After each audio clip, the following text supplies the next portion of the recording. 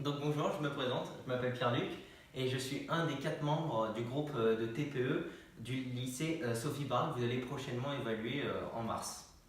Donc la problématique de notre TPE, en quoi les innovations technologiques permettent-elles de prendre la relève du TGV?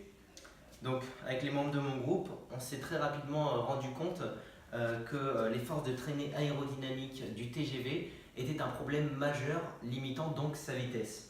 Vous demandez le rapport entre ça et puis cette planche en bois avec une boule de ping-pong accrochée à un rayon de vélo.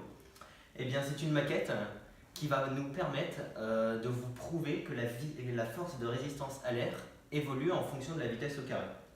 Donc pour cela, on a créé un pendule gradué. Lorsqu'on va appliquer une force sur notre sphère, son point d'équilibre va changer. Parallèlement, son degré d'inclinaison également. Donc pour mesurer ce degré d'inclinaison, on va le faire par lecture directe grâce à cette aiguille et à ce rapporteur.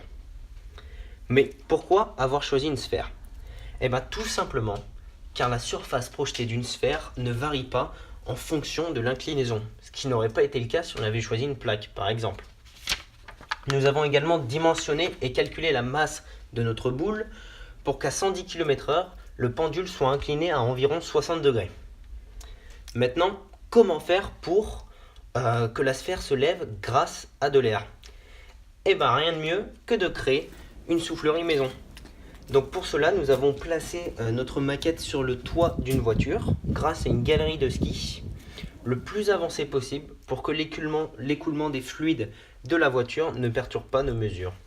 Donc voici quelques mesures expérimentales.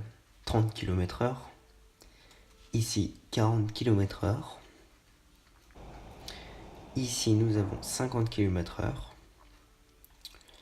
là nous sommes à 60 km/h, et enfin ici nous sommes à 80